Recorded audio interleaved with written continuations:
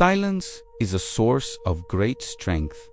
Lao Tzu, have you ever noticed that person who rarely appears online? No hourly stories, no mirror selfies, no carefully worded captions begging the algorithm for affection. Sometimes they even have an account, but they move at a different pace, as if untouched by the rush to broadcast every detail of a life. In a culture that equates visibility with value, their quiet feels almost rebellious. It raises a question most of us stop to ask: what actually lives behind the choice to be low profile in a world that never stops talking? We have learned to turn our days into a performance. Breakfast becomes a post, workouts become proof, vacations become advertisements for a self we hope others will approve. Even pain gets formatted into content-long paragraphs, aching for validation,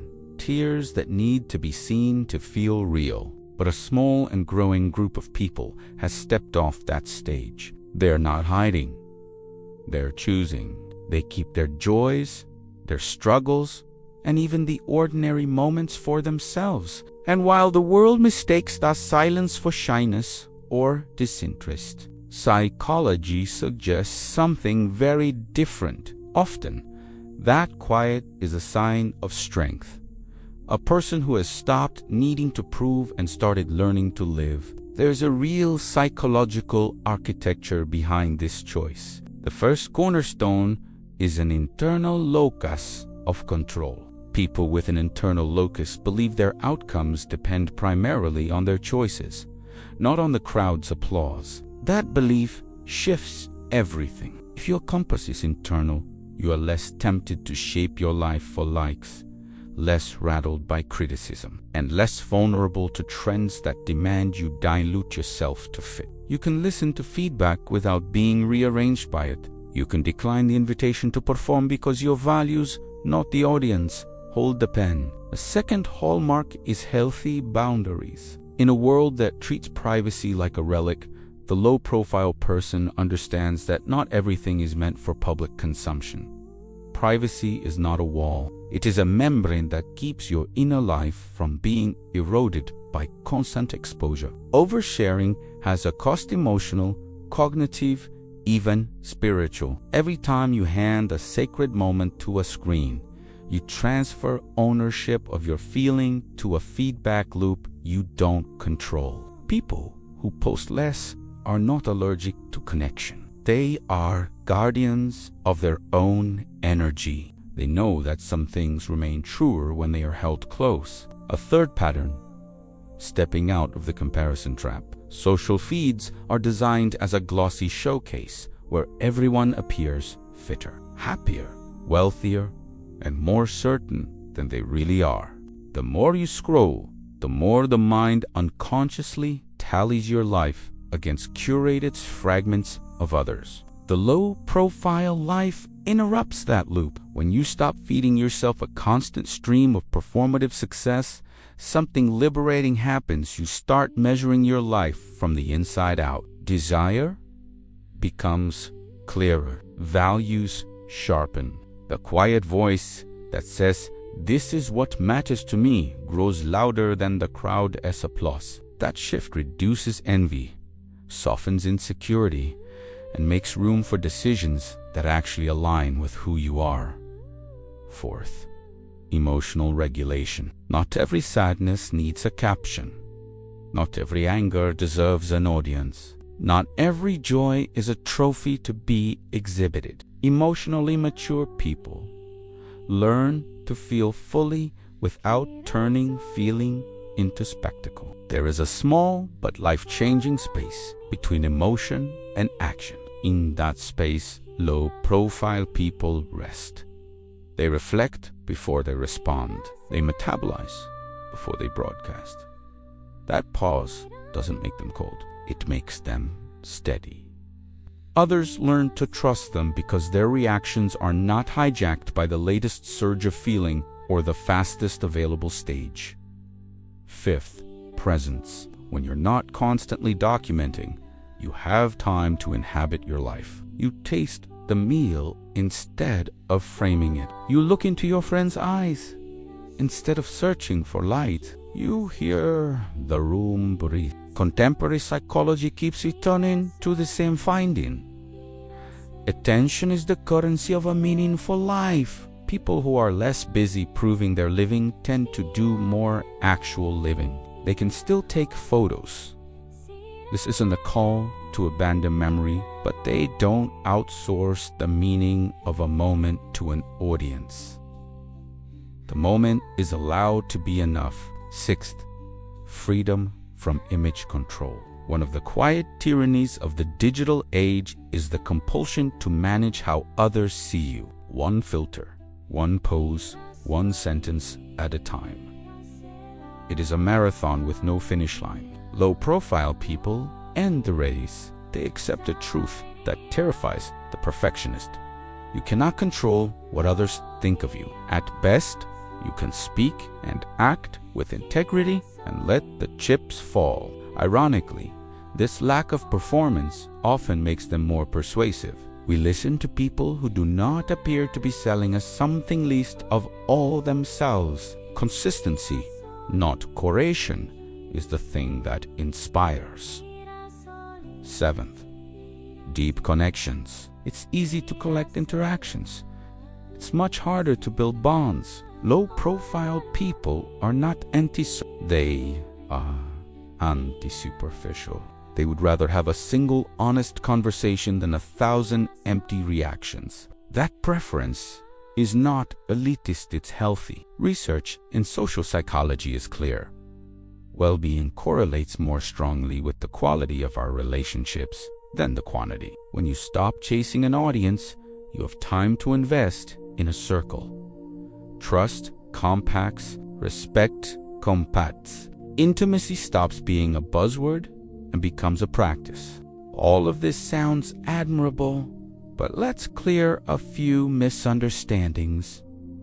Being low profile doesn't mean being invisible. You can be strategic and still be sincere. Many people use social media for work, art, or activism. This is not an argument against being online. It is an invitation to ask, am I sharing from alignment or from hunger? Am I choosing to post or am I compelled to perform? The difference is not in the amount, but in the energy underneath. Another misconception.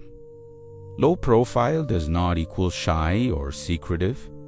Shyness is a temperament. Low profile is a design choice. Some of the most grounded, charismatic people you'll meet are those who refuse to narrate every step to strangers. Their silence is not a fence around a wound.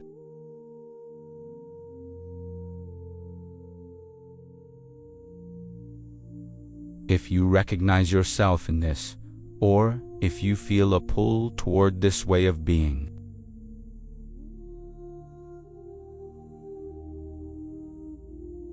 keep a private wins journal place where victories are recorded for your own eyes. It trains your nervous system to source validation from within. Choose a weekly offline window, a block of hours with your phone in another room, and treat it like an appointment with your life. Before you post, ask 2 questions. Why am I sharing this? And who is it for? If the honest answer is, I'm anxious and need to feel seen, pause. That need is human.